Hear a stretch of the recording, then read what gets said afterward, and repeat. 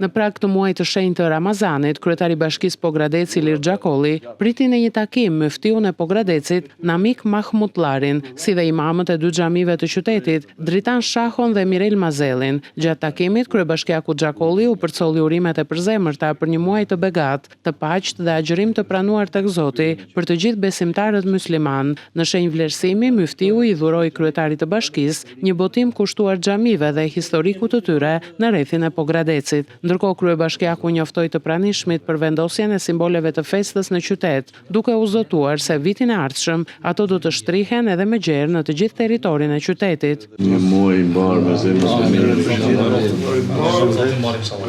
Na ndihmoft Zoti të gjithëve. Zoti ja pranon të gjithëve atyre. Biseda u fokusua edhe në problematika të ndryshme në qytet dhe fshatra, si dhe në disa punë që kërkojnë ndërhyrje emergjente apo edhe në projekte madhore.